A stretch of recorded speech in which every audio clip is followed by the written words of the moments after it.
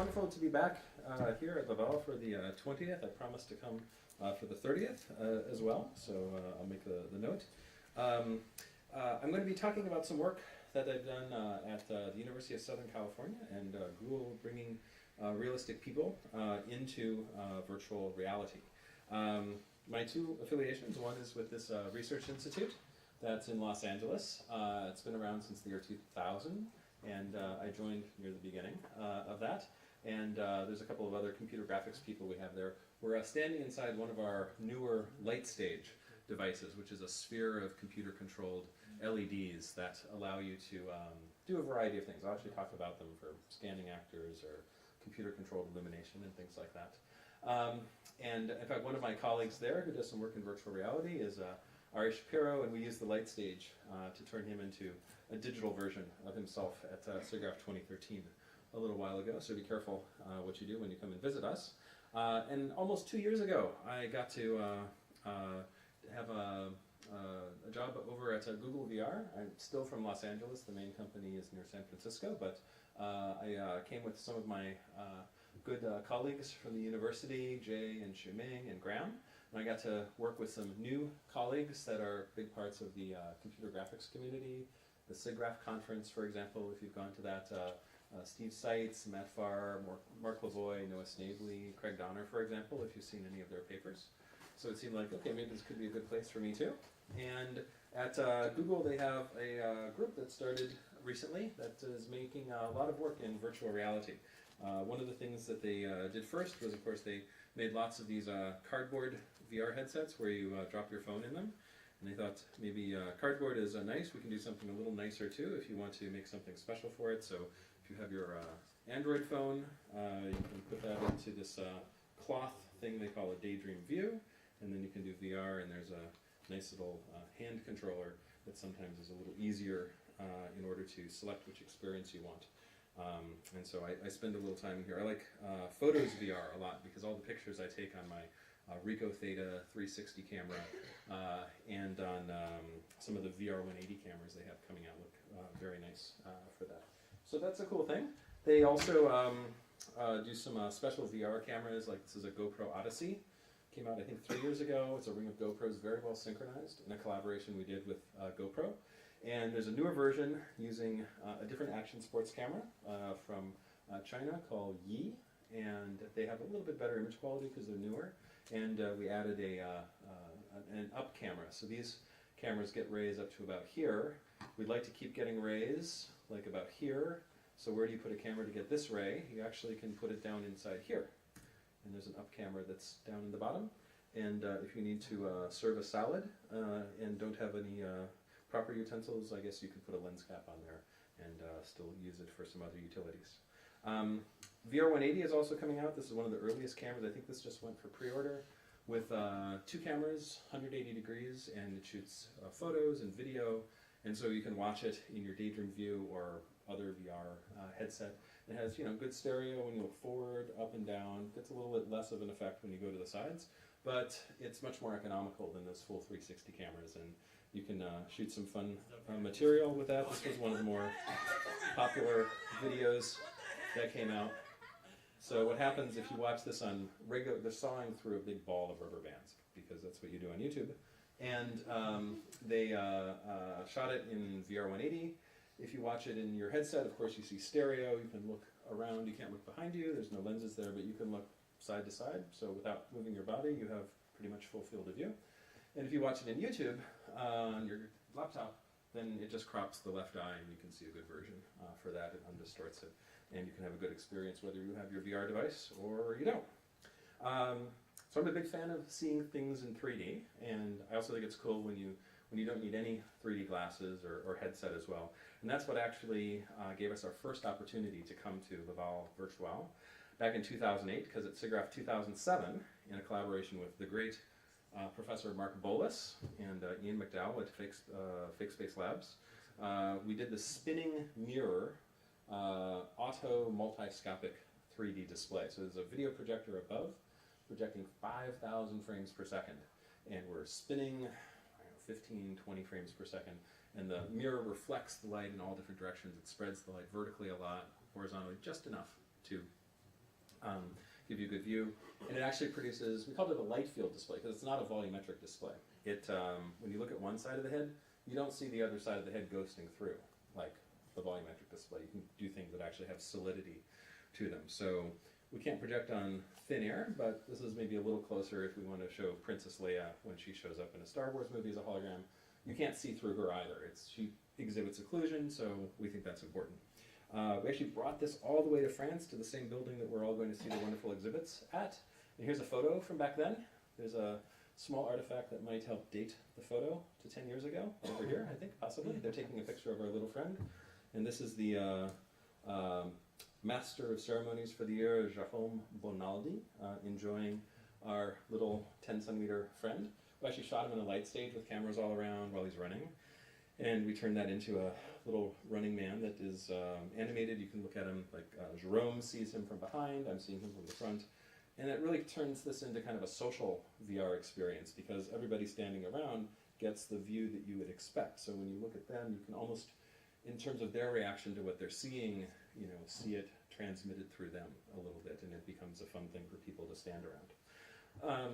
But we realized we shouldn't take all of our friends and shrink them to 10 centimeters, so we looked at ways after this that we could produce maybe a life-size person, and we did this by basically unfolding the optical path that we have. So instead of projector up here, 45-degree mirror spinning, we just get the same reflectance properties on a static screen, and we do lots of projectors behind it in a curve, and that produced our projector array that we showed the last few years at SIGGRAPH. This is a friend of ours who writes articles about technology named Kara, and we have about 216 projectors. And if you move back and forth, it actually, you see her from the right, you see her from the front, you see her from the left. Your two eyes get different points of view because the projectors are small enough that you'll get an individual view from one eye to the other eye. The screen is called a holographic diffuser. It's just a thin piece of plastic with bumps on it. But the surface normal variation is a lot. Vertically, 60-degree diversion as a result of going through. And then horizontally, it's only 1 degree of diffusion. So what happens is that you don't see lots of individual lines of the projector. If it didn't diffuse horizontally at all, you'd see lots of vertical stripes. Each lens back here would show up as one line. We blur it just enough so that it forms a continuous image. And since you're basically looking straight through the screen in a horizontal sense, the image that you see of your friend is coming from the projectors that are directly behind her. So when you move to the right, you're seeing different parts of different projectors. If you do the math, you can make sure that the right pixel values show up in the right places, and then you get the appearance of a person there. So it was fine to have our friend Kara there, but we had a chance to work with some very interesting people from history as well, using a relationship that we have with the USC Shoah Foundation, which has been working ever since the year that Steven Spielberg made the movie Schindler's List to try to record on videotape, highest quality at the time that you can do at any time, the stories of survivors of the Holocaust. And we've gotten to work with 12 different Holocaust survivors now. This is the first one we worked with. His name is Pinchas Guter. He's from Poland, and unfortunately, as a teenager, he was captured by the Nazis. He spent some time in concentration camps in Germany and Poland. Majdanek was a big one for him. And we recorded interviews with him, asking him every question we could imagine, actually, working with our natural language group. David Traum is the head of that, to try to figure out the right questions to ask so that in 20 years, if you want to have a conversation with him, hopefully we got the right things to say back. And we ran about 60 video cameras for him. We eventually increased it to about 116 cameras. There's a view of the 30 that we use for the holographic-ish display, which are basically every 6 degrees from straight to the right, straight to the left. We have a green screen. We can create the intermediate views because our cameras are 6 degrees apart. Our projectors are 0.6 degrees apart, so we have to create 10 virtual views inside every 2 virtual views that we have. It works out. The computer vision techniques can do it. And then we can display it on the screen, and then with the interface you ask a question. It does its best job using artificial intelligence to figure out something that he really said plays it back exactly the way that he said it. We're not going to put any words in anybody's mouth. They're talking about history. That's very important. And I have a little video clip that shows one of our graduate students, Koki Nagano, who's a former student of Akihiro Shirai over here. It's good. Hi, Aki. He's going to ask a question to Pinchas. How did you survive the Holocaust? And Pinchas on the big screen will answer. How did you survive the Holocaust? How did I survive? I survived, I believe, because Providence watched over me. And also the fact that for a long time, my parents watched over us and guarded us and kept us hidden for almost 3.5 years, both before the ghetto was closed and after the ghetto was closed. And then my father told me when we were taken to the death camp that I must say that I'm 18 years old. So I'll pause it there. It's being murdered. a very emotional story, of course. What's nice about it is that like the two people are making eye contact, and you can move around, and it always looks like they're making eye contact, not like he follows you with his with his eyes like it would if it's just a regular 3D glasses view. And you don't need any 3D glasses to see it. It kind of just looks like there's a person like at the plane of the screen going back and a little bit forward from it. And the thing that I like the most about this is actually that the hand gestures come to life a lot more in kind of a three-dimensional auto multiscopic image, because you can kind of see the volume that he is, the stage for his hands where he's creating all of these gestures. And in regular video, it just feels like it's all here in his chest, but it comes out and you see the shapes. It's another dimension to the communication that's valuable. And again, in 20 years, probably this is the only way we'll be able to have any kind of sort of first-person interaction with this. And we thought, while we have time, maybe we'll try to record some of these. We have about 1,000 responses per survivor. And it's getting set up in some Holocaust memorial museums around the world. So you saw Pinchas in the light stage. We use our light stages for a bunch of different things. Actually, in that case, we were kind of just using it as a nice diffuse, radially symmetric light source. That's good for doing the computer vision. The original idea of a light stage was as a lighting simulator, in that if you've recorded a lighting environment in the real world, so you take a picture of a mirror ball or you take a panorama, and then you have the color and intensity of all the light sources, the light bouncing from the ground, from the walls, in one of these panoramic images, that you can use a light stage with color LEDs as kind of an omnidirectional display of illumination. And then your actor is kind of lit by a virtual recreation, but in the real world, of light that either started in the real world or it can be rendered from computer graphics techniques. Virtual light becomes real light, it gets photographed, the actor gets photographed into a camera, now they're virtual.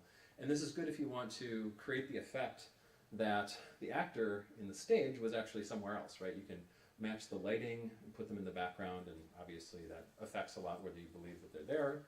And so without having to have cinematographers or visual effects artists do a lot of planning, you can just get it right on the display. So we did a paper about that at SIGGRAPH 2002. And this one took a while before it got a really significant piece of industrial use, but we were asked to do some tests for a movie that is set in space. And they started talking to us about in 2010, and they weren't quite sure that, they knew everything in space is going to be all digital. So the planet Earth will be digital, space stations, spaceships will be digital.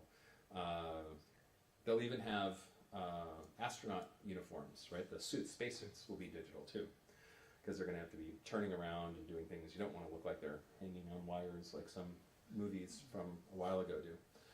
But they weren't sure that they could make the faces digital, because the actors, two very famous actors were going to be in the movie, Angelina Jolie and Robert Downey Jr. They didn't think they could do a digital Angelina Jolie and a digital Robert Downey Jr. that would be completely believable in their performance.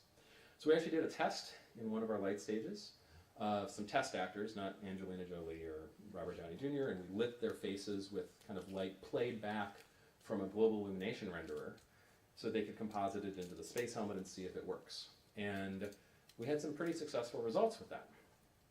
As it turns out, they needed to actually shoot the movie in England because of tax credits, which unfortunately made some of our industry leave Los Angeles. And they also recast the movie as well. Both actors dropped out, or one dropped out and the other dropped out. So it wasn't Angelina Jolie and Robert Downey Jr., it was Sandra Bullock and George Clooney. And we needed to put them into the space helmets. They were so desperate to get an actor after Angelina Jolie that the deal Sandra Bullock got to get paid for this thing, I think she personally made $70 million on the success of the film, and need to be valuable at just the right time. I wasn't quite as valuable quite at the right time myself, but we actually consulted a bit with the people from Framestore, and at this point now we have these digital LED panels that can display very high resolution imagery. They used one of our techniques of creating kind of like a little rotation platform in the middle so they can turn the actor and turn the displayed illumination at the same time. And they can light the actor's face exactly the way that it needs to be in order to composite into the space helmet. So everything in these scenes for 2/3 of the movie, totally digital except for the faces. Digital Earth, space telescope, spacesuit, helmet, visor, all digital, and then that's just real face shot from the right angle because they have the robot arm to move the camera in the right place, and the gantry moves the actor. So they shot the whole movie that way, and it was a really good film. It wasn't too long, it was like 90 minutes, so very, very good pacing in the storytelling. We're lucky when people take advantage of the technology and use it for something that it's actually good for. And hasn't been used in a ton of movies since then, but it's starting to pick up a little bit. So if you saw the movie Star Wars Rogue One, came out like a little over a year ago, they built a big LED wall to light these mock-ups of the cockpits there. This is work by Industrial Light and Magic, supervised by the amazing John Knoll. And then when they film the actor, now they actually get to have their proper helmet, and part of the spaceship is actually there, but then the lighting is going to match the scene that they're getting composited into, because it's really the same light that the renderer computed that should be on them, and so you turn it into real light and then you light them and it works. And we also helped a little bit with one of the light stages as part of the process, a piece of the puzzle for creating a digital actor of Governor Tarkin as well. So there's 2 minutes of film. The actor Peter Cushing died in the 1990s, and so they tried to recreate him the way he looked in 1976 when they were filming the original film, and they did a pretty good job by casting someone who looks a little bit alike, doing a digital model of him that's very photorealistic, and then moving that to someone who looks like Peter Cushing at that age. We've continued to do some work with the light stage, and we have yet to make our own amazing movie, but we found something else kind of technical to do with it. When we built our latest light stage, we actually weren't satisfied to only have red, green, and blue LEDs, because you can mix red, green, and blue to create almost any color we can see. There's some color scientists who will get out a CIE color chart and take issue with like certain areas over here and here, but mostly people are pretty happy looking at red, green, and blue for our palette that we see in VR or on our screen. But you can't create any spectrum of light. And since lighting equations happen across the visible spectrum, all the different wavelengths between 400 and 700 nanometers, if you don't kind of reproduce the appropriate spectrum of incandescent light or fluorescent light or daylight, it's not going to have good color rendition. It's not going to look like they're really lit by that light unless you do a lot of manual color correction. You actually can't quite get the right answer for everything at the same time if you're only mixing red, green, and blue. This has to do with metamerism and other things that, again, if you want to have a long conversation with a color scientist, that are good topics to start out with. So we put 6 different spectra on the light stage, and we had to figure out a way that we can record light that tells us kind of the color rendition properties of the light, as well as kind of what color is just coming from every direction. So we took our favorite technique to kind of record light. You take a picture of a mirror ball. We put a black ball on there so we can kind of see into the highlight areas a little bit too. You can use both of those. And we got all these little miniature color charts, which unfortunately cost about $200 each. The big ones are like $80, but it costs more to make it small. But yeah, we had a research grant, so we made a $1,000 piece of little charts there. And these have carefully formulated known reflectance spectra. And I'll avoid the math, but we figured out a way to look at the ball, which tells you the red, green, blue color in every direction, and then how the light illuminates the charts, which is basically 19 independent records of the full spectrum of the light integrated against the reflectance properties of each one of those chart squares. And then with actually relatively simple math, which is still a little bit more than I have time to go through here, we can drive all 6 channels of our light stage in a way that reproduces all the RGB colors that we see on the ball, but it also reproduces the way that the color charts would look too. Since they have so many different spectra, including kind of a lighter skin tone, a darker skin tone, foliage, the sky, they're trying to really match real world things.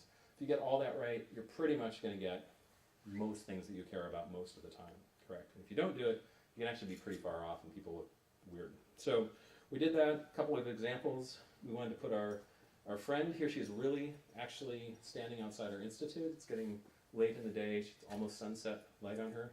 Had her step out of the way. We took a background plate. We captured the light. We put her in the light stage. We turned on all the lights. We put like a little black card behind her so we don't have like lights in the background. Took a picture of her in there. Flashed the light behind her. A tenth of a second later, get the alpha channel for her. And then we try to match her into the environment so it's a real photo. That's her in the light stage. We composite the light stage with that background, and then the hope is that it looks pretty good on here. It's not 100% perfect, it's like between 1.5% off or something like that, but this is with no color correction, no manual effort, just the way that the system actually works. And they certainly didn't have that on Gravity. They had to do some color correction steps, but it's a $100 million movie, so they can afford to get on Photoshop every so often. We did it with another friend of ours.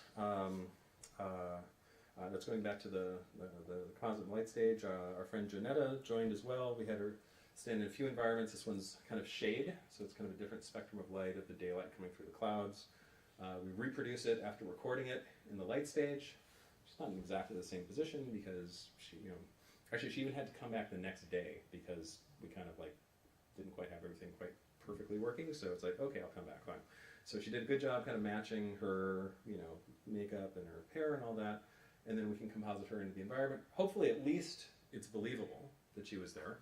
And even better, hopefully it looks a lot like the real photo of her actually there. It kind of felt like, all right, we know what we're doing here. Like we have something, those kind of thing that sort of bothered us for a while, that we knew we weren't doing quite the right thing, and you want to get to the point where you have some error bars in what you're doing.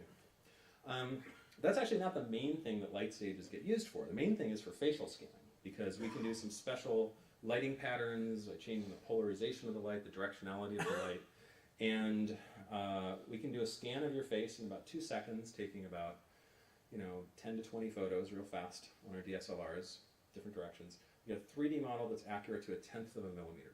We get a good diffuse texture map, we get a specular texture map, we get a surface normal map, or we can convert that to a displacement map. Some recent work actually that Koki Nagano was involved in, we came up with a way to get skin microgeometry, like 1/100th of a millimeter detail. So if we're going to take our friend Emily here, she's an actress, and then create a digital version of her, we can really try to get down to like the texture of the skin, the way that the light breaks up in the skin, the luster and the scattering and such. So we can simulate down to this level, and that's nice to be able to do. And since we're so zoomed in, sorry, it's scattering. I think that's my laptop's fault. For my laptop right now, it's 5:30 a.m. in Los Angeles, so if it's a little slow, please forgive it there. So this kind of stuff is valuable if you're creating a digital version of someone, to be in a movie or a video game. The first time we got to work on a movie with this was the small independent film from James Cameron with the Na'vi creatures that were in there. And we scanned most of the actors so that we could get their high-resolution geometry, normal maps, diffuse maps. We gave this to the great visual effects wizards in New Zealand, Weta Digital, and all of the Na'vi versions of people are based as much as possible on the faces and the jaw shape, forehead shape. They make the eyes bigger, the nose kind of turns into a cat nose most of the time. The skin texture will come from the scans to the extent that they can do that, and then the artists create kind of the appealing character. But it also got used in, not just shots with Neytiri, but also here, I think Jake Sully is the character, Sam Worthington's character. They're both totally digital here. In this scene, the camera slowly moves around, and she leans down, she gives him a kiss. And there's all sorts of lighting interactions between the two faces. You can see like blue reflections here from the environment behind. She's going to block those. Specular reflections, diffuse reflections. It's going to look more real with a digital actor than a real actor just laying down on a green screen, because you need to recompute the lighting on them very accurately. And they were able to do that. If they're both digital, you can simulate anything that you need for that. So obviously I was, excited about the work, and they let me show some of the pictures, and I gave a few talks back then. And one of them was to some friends at a museum from the Smithsonian Institute, and they got the impression that we know a little bit about scanning faces, and maybe we could help them, because they wanted to do a facial scan that was kind of a special one, but they asked if we could build a special version of our light stage that could travel. And they're based where all their museums are, like the Air and Space Museum and the Natural History Museum, the Museum of American Art. They're all wonderful museums, free to go to. If you're not too afraid of other people who might be in Washington, D.C. today, feel free to go visit. And they asked if we could do a scan in Washington, D.C. So we basically built this gantry that can travel, and we couldn't bring the whole ball because that doesn't go in a box very well. It has to fold up. So we brought all the light sources we could. We brought all the cameras that we could. We ended up with 14 cameras and 50 light sources. And we had to set it up in not laboratory conditions, and we had about 5 minutes with our subject in order to do the scans. And we had to dress up a little bit better than we usually do when they're in the laboratory. And be a little more nervous whether the equipment's really going to work. So we got 3 scans of a really good subject. He was great at posing. I think they take lots of photos of him, and getting what we needed. You can see kind of some of the images that we got. You can see we're lighting kind of from the different directions, above and below, front and back. This one here is the cross-polarized image, so we actually have polarizers on some of the LEDs, we have polarizers on all of our cameras. We can block the shine of the skin. So for the diffuse texture map for the character, we get a really nice flat lighting from there, but then we can bring the specular back, and we can isolate that so we can get all the components of skin reflectance, subsurface, and such. And if we need to do a rendering of him, we actually had to process the data that night. So we had our laptops back at the Smithsonian offices, and we had enough time to process the data, but then it's okay, now we want all the pictures at some point. Fortunately, 6 months later, the White House released a nice video that had some of these shots in it, so this went public. And again, we have probably even a little better than 1/10 of a millimeter detail. And they used it to do a 3D print of him. After he got out of our light stage, he went to another chair. They had some handheld Artec EVA scanners to scan the back of the head and the shoulders, not quite as high res, but not quite as important for that.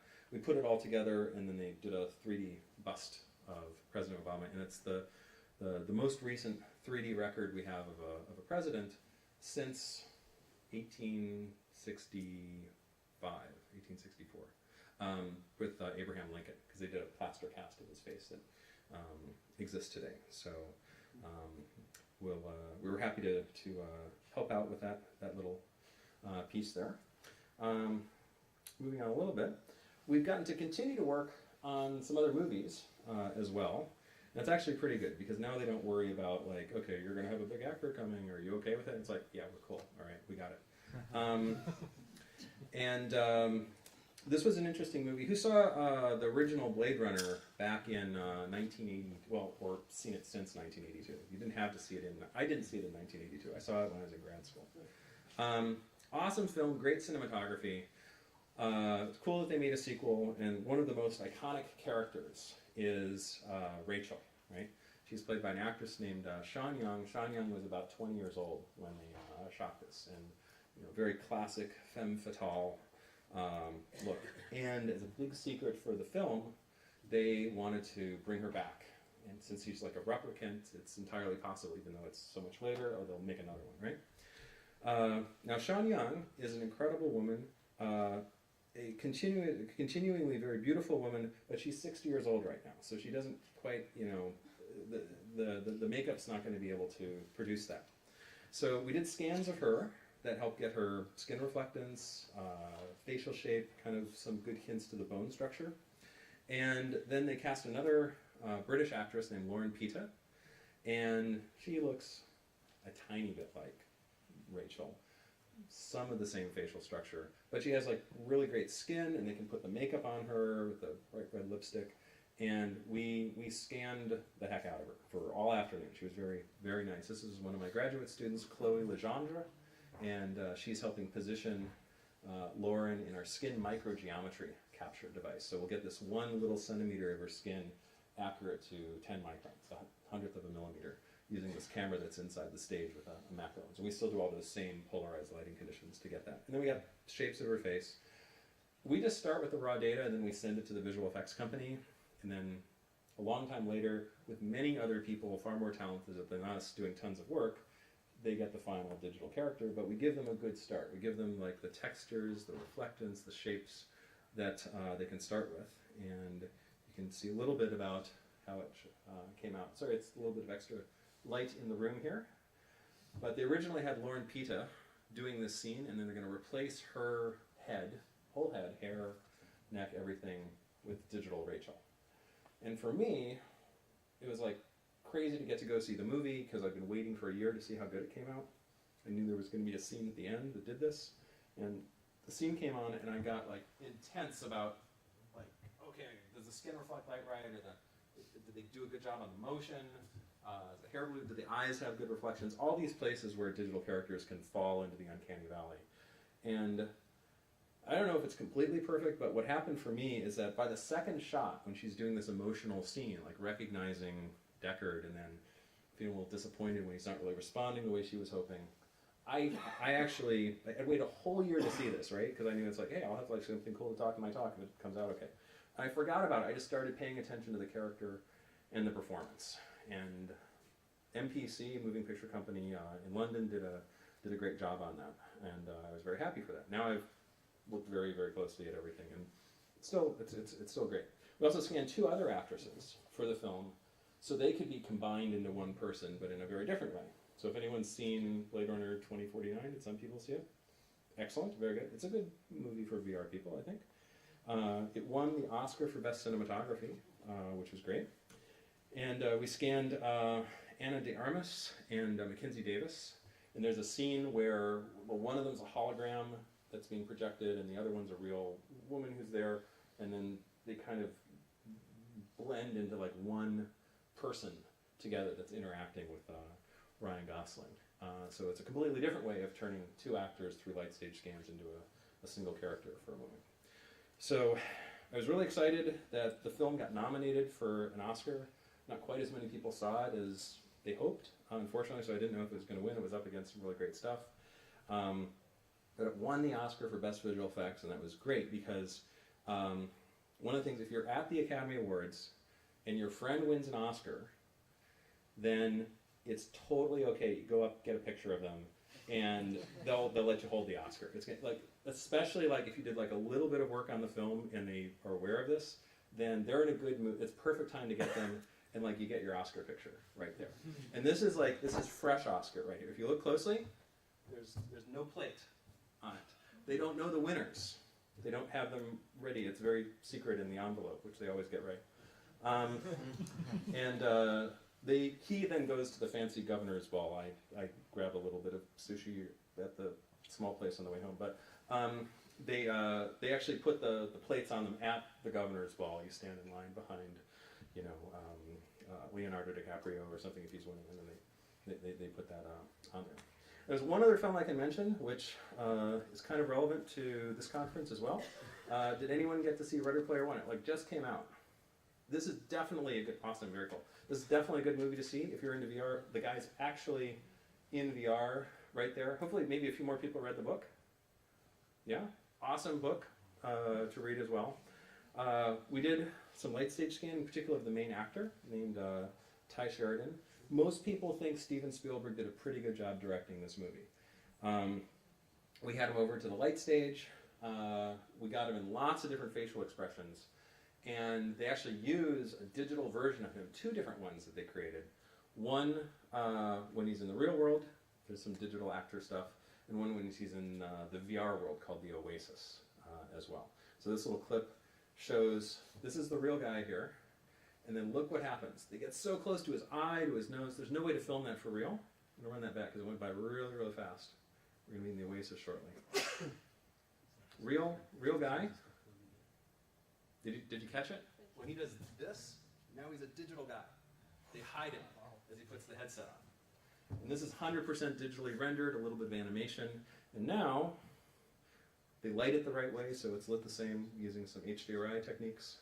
Now they can put the camera up there without hitting his nose. And then inside the Oasis, he looks a little bit like himself, but of course in VR, why look like yourself? Look a little cooler, of course. Here he is looking super cool. Why not drive a car that's a little cooler? Pick your favorite. And then this character as well, kind of like Avatar, uses a lot of his shape and things like that. So if you're doing any research in the area of digital humans yourself, we've made some of the data available for the light stage. This is a friend of ours, Mike Seymour, who writes for fxguide.com. We scanned him a lot. We put the data online as part of the WikiHuman project. And this actually got used at SIGGRAPH last year for an interactive digital human avatar that renders in real time in VR. This is called the Meet Mike project. And it's not completely photoreal. Particularly, I think the teeth get too dark in between, but I didn't have a chance to advise too much on that. He's moving. The thing is that he's being animated in real time and rendered in real time, 90 frames per second, 2 eyes, so that they can do a digital interview, or like a virtual interview. And all week, he was in this little box watching a screen, and he's got a motion capture set on his face. His work done by Epic Games, 3 lateral cubic motion. And he's driving his avatar in real time. And then other people, this is actually me over here. Someone's telling me how to use the controllers to like wave and, thumbs up and stuff. I'm in a headset and I can see him about twice life size, because our headsets aren't so high res yet. Animated from his face real time.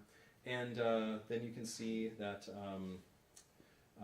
they give us, this is not supposed to be, it's supposed to be Ken Perlin. It doesn't look like Ken Perlin either, because it's sort of a much less expensive, quick avatar from a single photo.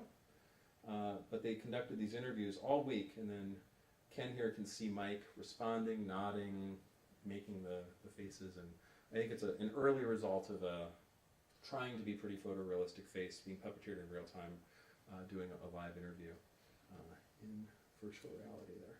Yeah, looked pretty good in VR as well. One last little thing to talk about here, sorry if I'm going over a little bit, but I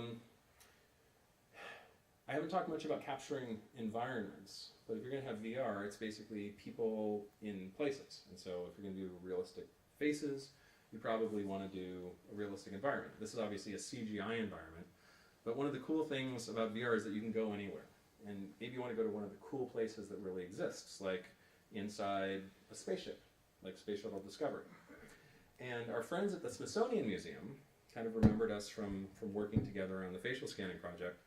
And they got, they're kind of conservators, their digitization office, they got 2 weeks inside Space Shuttle Discovery, and they asked, would you like a couple days of our documentation mission? They're going to bring laser scanners and photogrammetry and also, probably like a tape measure too and all that. Would you like to be part of this? And then I don't know exactly how they found out, but they said, and could you shoot some light fields in there? I said, oh, I didn't mention light fields, but okay, yes. It turns out we're working on light fields. We're actually, as one of my projects at Google, which we hadn't talked about yet, but we had one of these synchronized 16 camera GoPro rigs, which is good for shooting omnidirectional stereo. They're packed in pretty close. But we took it apart. Jay Bush in our lab did some laser cuts and 3D prints, and Shuming Yu did some electronics and a drivetrain. And we made it so that for a static scene, you can turn it around in a circle and capture a sphere of imagery. And so we thought, wouldn't it be cool if you can put a VR headset on and feel like you're there in the flight deck of the space shuttle, which is not open to the public. It's like the door isn't even open, and you have to just imagine what's in there. So they gave us 2 days. We built this rig. We were used to like building a rig, taking it to Washington, D.C., not quite sure if it's going to work. It worked. And it took about a minute to go around. So you have to start it. You have to climb down a little ladder really fast and not be in the shot, not get tempted to peek. It's still working, because then you're in the light field. And what happens is that we've captured an entire sphere of images looking out from the sphere. And a camera captures all the rays of light, for its field of view coming toward a point. We move our cameras all over a sphere, so now we have all the rays of light coming into this volume of space. What's magic about light fields is that now you have all the rays of light you need, not just to show one of those original images, but to show images inside the sphere. And to show them, if you can render them fast enough in a VR headset, and recreate real-time live perspective views of moving a centimeter to the left, 2 centimeters forward, tilting your head. That does not work in omnidirectional stereo. Looking straight up and seeing 3D correctly, which doesn't work in omnidirectional stereo. And we have all the data. And so the rendering algorithms,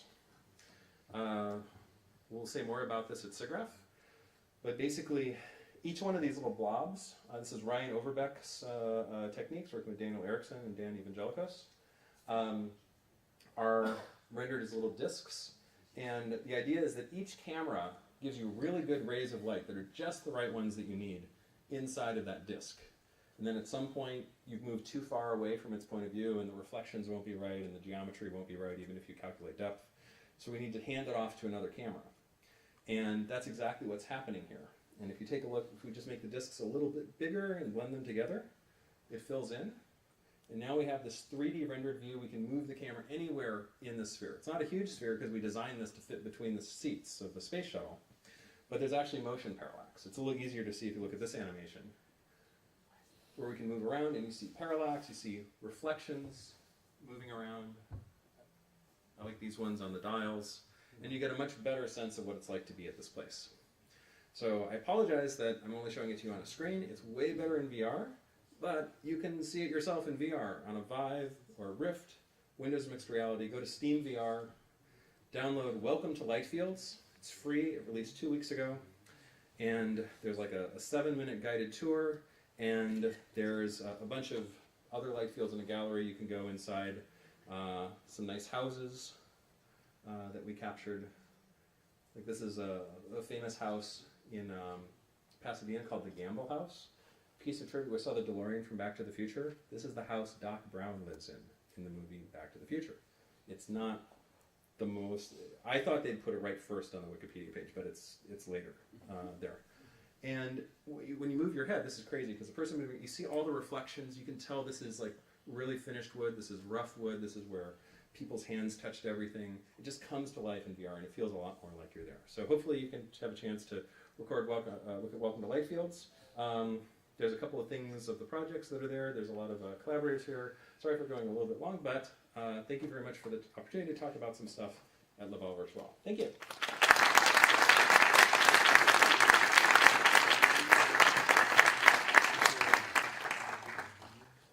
Thank you, Paul, for that amazing keynote. I think there is plenty of questions. Yes? First of all, thank you for this presentation. And so we've seen your work with the light field and how it's rendering stunningly the skin of the participants. But there's one thing, I don't know if you will agree with me, but I feel like the limitations are for the eyes. I still don't see the eye as the window of the soul in those renderings. And if you agree with it, could you explain to us why is it this limitation, and how you think we could overcome it? Excellent question. And I don't think the video showed anything, but toward the end of the piece, I really wanted to see how does this technique for photography work with people. So I had to find people that can stay still for 30 seconds. I actually used the artists for one of the other houses that we went that has lots of reflective art around. And they posed for a bunch of photos. And we've done some test photos, and what happens is that eye lines are complicated. So I tell them to look at the center of the rig. There's the post. I put a little piece of tape on it. If I tell them to look at the center, then we're really capturing a static scene, right? They're frozen. And then when you experience it, there's these people here. They look very real, because it's real photography. But, you know, they're frozen. That's a little bit weird. We haven't seen that before, where you can move in the scene. It's almost like a Tom Moore effect, but with 6 degrees of freedom. So that was a little odd, because you can like get in their field of view, but then you can get out of their field of view, and it just looks like they're dead, and somebody put them, you know, I don't know. That wasn't the greatest thing. So I thought of another idea, because our rig kind of moves around in a circle. That's actually what this green stuff is. I put some green tape on this camera, and I asked them when they pose, okay, let's do it again. This time, watch the green tape, and follow the cameras with the eyes. So everything else is like static. They're doing that. And now what happens when you watch the light field? You can totally do this at home on your Vive. Their eyes follow you. And if you move over here, then they look at you. Well, their head doesn't, just their eyes, and over here. Up for debate whether this is creepier or less creepy. Because now they're more alive. I like it. I think it's maybe a valid form of recording somebody, but you know, their bodies are really stuck. But since you can move around, you feel like time is passing in some way. So I think we're not used to it. Maybe when people saw daguerreotypes in the 1800s, they thought this is a little weird. They're stuck. I don't know. But yeah, if you tell me what you think. If you see it, then there's my email. I'd be very interested. Thank you. Question? Maki? Thanks for your great talk. I am really impressed.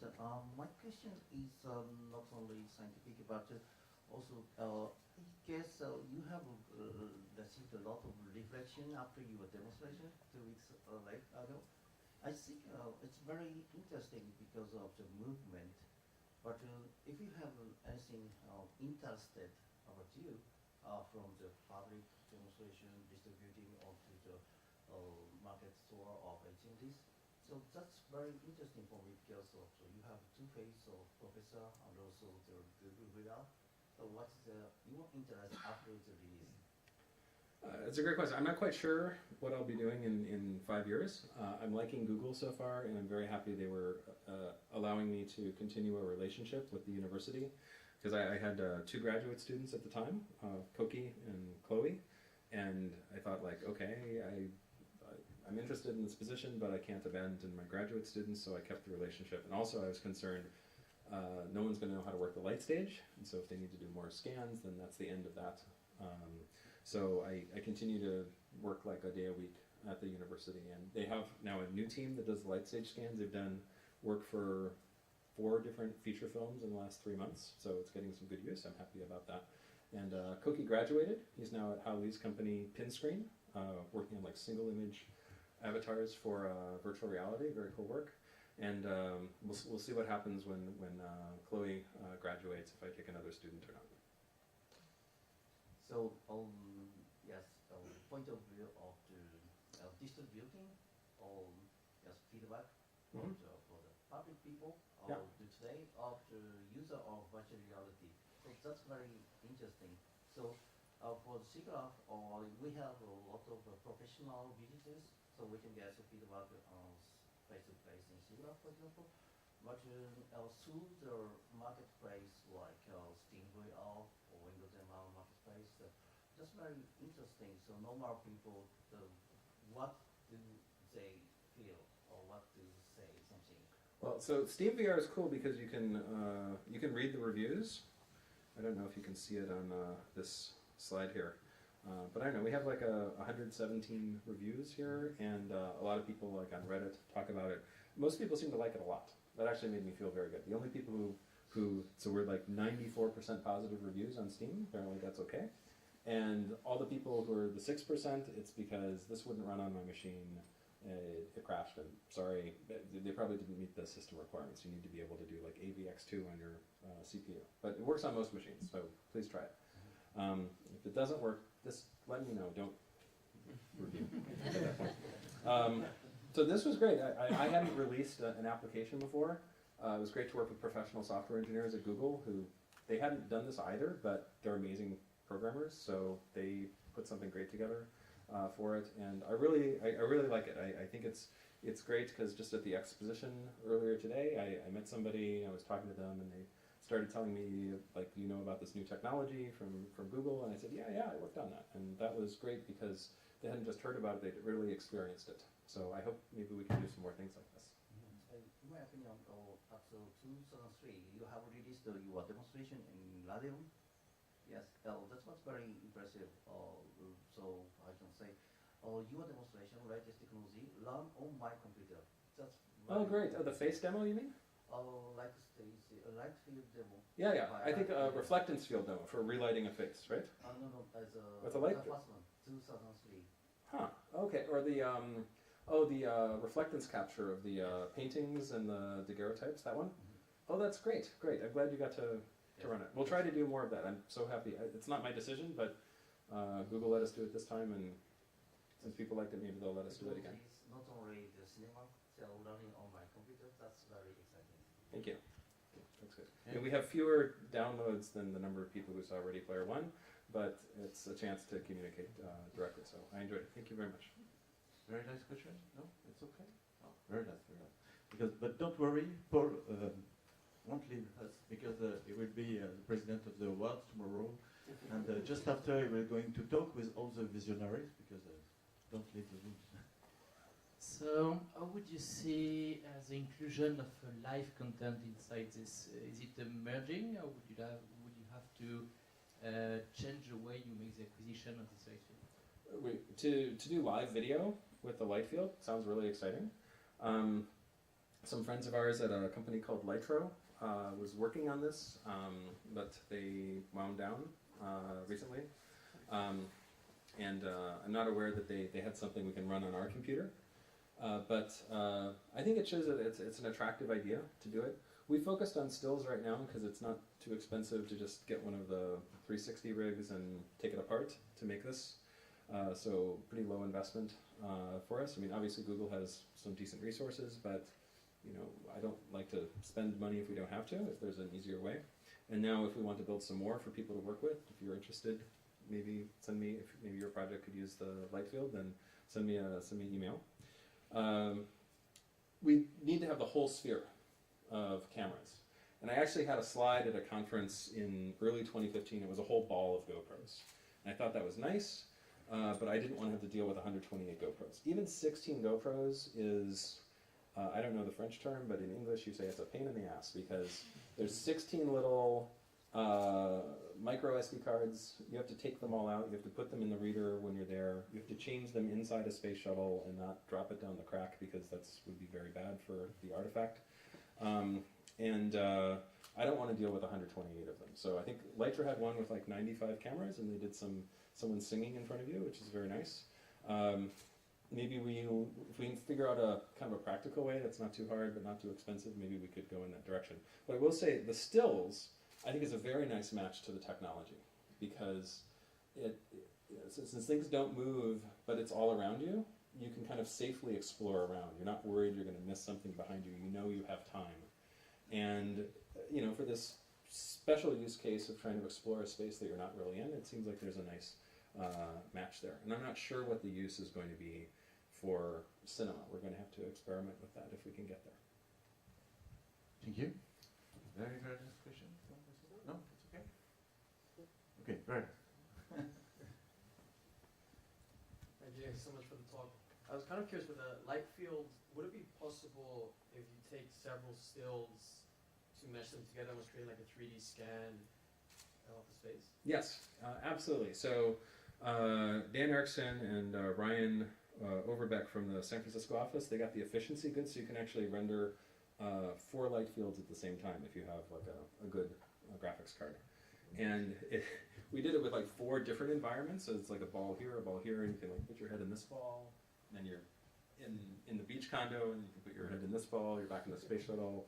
That we had a lot of fun with. If they were all shot in the right positions, then you could start to explore a little bit more of the space. And that might be a good way to record like a museum gallery, for example. Maybe you teleport to different spheres that are there, or if you have enough time and the light doesn't change, you could make a whole path with this. So that's a good idea. Thank you. Okay, thank you very much. I think we can applause again for the DEBEVEC. Okay.